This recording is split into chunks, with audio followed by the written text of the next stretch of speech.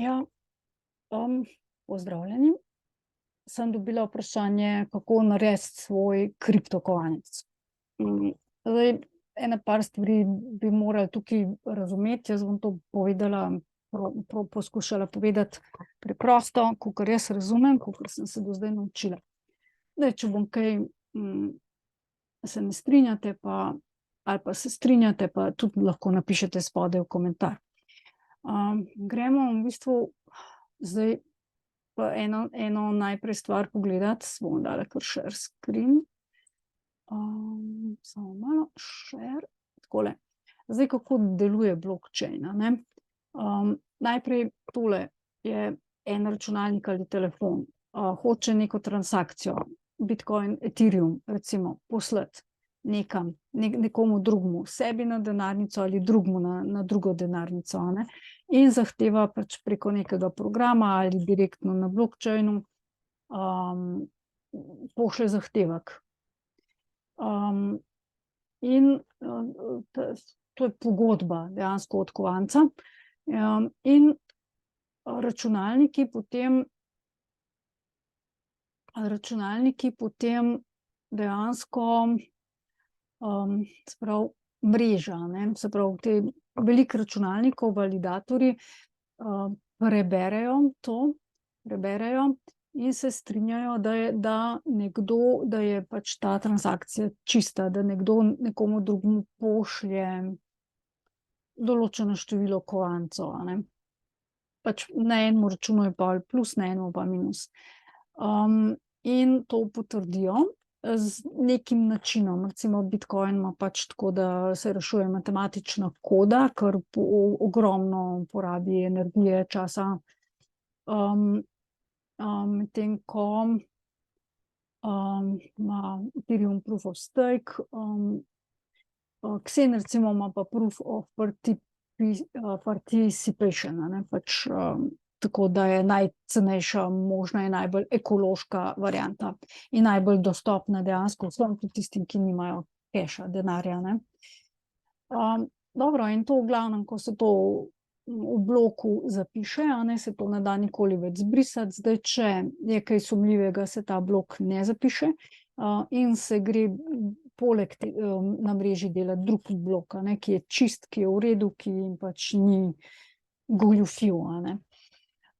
In seveda se to na blockchainu zabeleži, vse računalnike hkrati. Ti računalniki so kot ena zelo velika matematična knjiga, v katero bankirji zapisujejo številke, kdo je komu kaj dolžan. Dobro. Zdaj tole bi še povedala, kaj je razlika med kovancem in tokenom. Coin pa token oziroma pač kovanec in žeton, a ne. Zdaj kovanci imajo svoja omrežja, medtem ko tokeni so pa derivati teh kovancev. To je najkrajše možno povedano, če gremo to pogledat.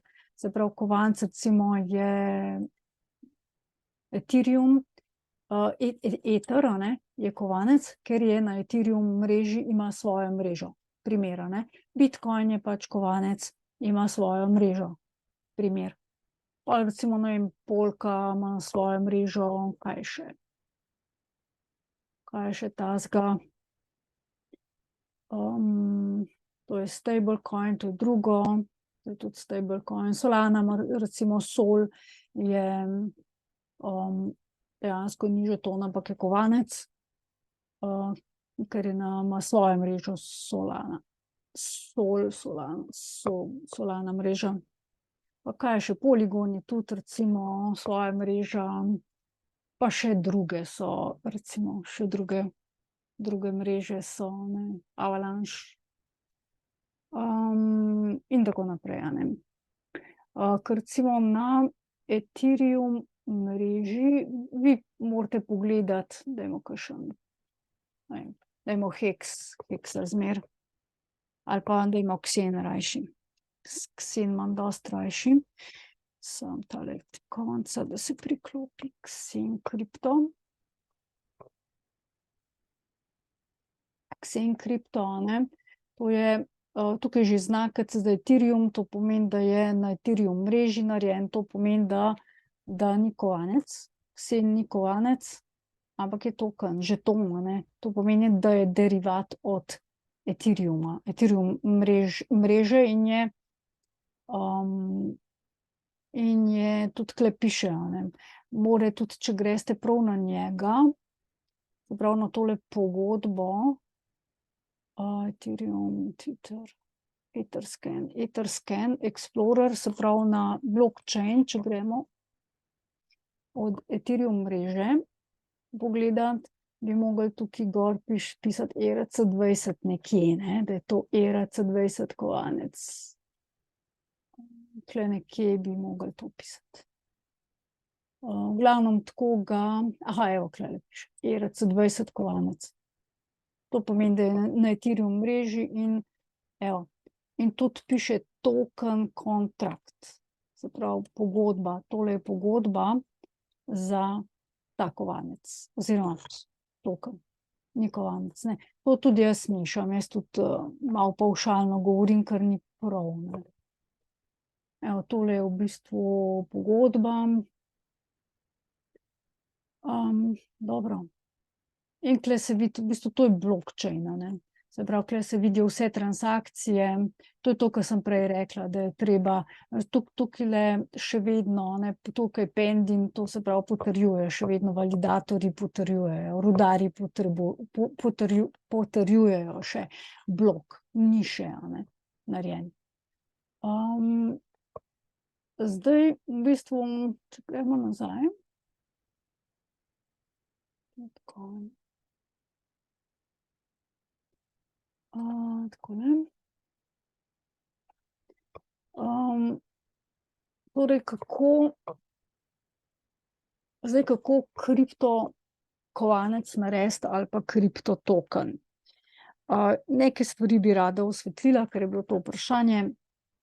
Zdaj pač je bila ideja za neko igrico. Zdaj zelo veliko je teh tokenov, oziroma niso tokeni, ampak so žetoni, veliko teh žetonov na raznih mrežah, ki jih ljudje delajo za videoigrice, za, ne vem, orožja, za ne vem kaj vse, ke so v igricah, zbirateljske stvari, NFT-ji, ne vem kaj vse, a ne, pač kateri protokoli.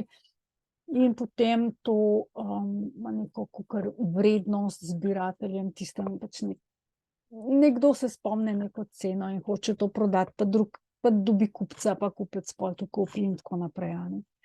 Tako da, ampak bi res rada nekaj osvetlila. Torej, imate dve varianti. Lahko naredite zadevo na črno ali pa legalno. Torej na črno, zelo, zelo preprosto je narediti kakršenkoli kovanec na katerikoli mreži. Dejansko razen pri Bitcoina, ne, tisto pozabite, tisto je zelo varno in zelo težko pač je narediti, če nimate znanja v ozadju, ne. Ampak Ethereum recimo je polno kovancev, ki so tudi lažni, a ne. Kakršni, tudi lažni Ethereum kovanci so. Zdaj, kako to narediti? Obstajajo programi, s katerimi v 3-4 klikih naredite svoj v bistvu kripto žeton, a ne, na določeni mreži. Določite, ali je omejen ali ni omejen, potem določite pač kako mu je ime, pa spletno stran lahko postavite, pa njegov namen, pa glavno bla, bla, bla. Karkoli hočete, lahko naredite. In ljudje potem v bistvu na borzo ne boste kar tako prišli, zaradi tega, ker oni to ugotavljajo, a je v redu ali ni v redu, in če ni v redu, če oni vidijo, da je to pač kar nekaj, ne boste prišli na borze in ne boste prišli tudi na te, recimo CoinGecko in tako, ne boste prišli gor. Tako da morate pač neko svojo mrežo, neki svoj marketing narediti, ne. Uradno narediti pomeni pa, da najamete, uradno pomeni, to je primer recimo neke kode, zelo preproste kode, kako narediti neki kovanec. V glavnem uradno kovanec izdati, je tako, kot je Hex pa Xen recimo, ne, pa pomeni, da to morajo neki validatorji da neki validatorji to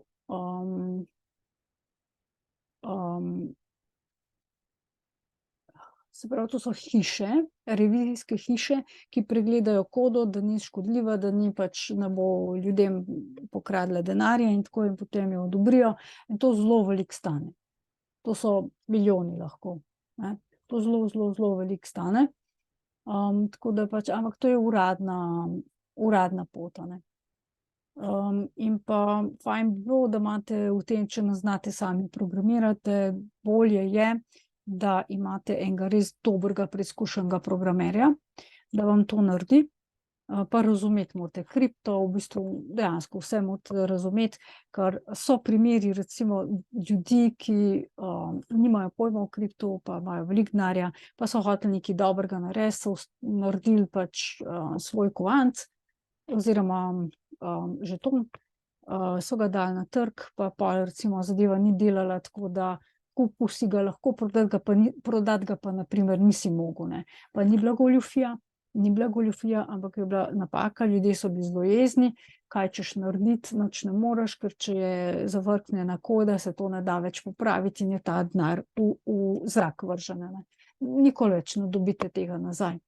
In tudi ljudem ne morete vrniti in vas lahko ljudje linčajo, tožijo in ne vem, kaj se lahko se dogodi, a ne. V glavnem, tule imate recimo en program, s katerim se da v bistvu tudi narediti, skratka zelo, zelo easy, zelo, zelo z lahkoto se to da narediti, ampak ni pa lahko v bistvu to razumeti pa res tako speljati, da je stvar funkcionalna, da deluje in da v bistvu imamo vsi nekaj od tega, a ne. Pač zelo veliko je takih, ki pač pokradejo denar drugim ljudem in to je to. Tako da ne biti med njimi vi tudi, ne. Pač ne tega narediti. Evo, to je na kratko, kako narediti svoj kripto. Tako da bodite fajn, bodite v redu, lahko kaj komentirate in se vidimo pri naslednjem mojem videu. Čau, čau.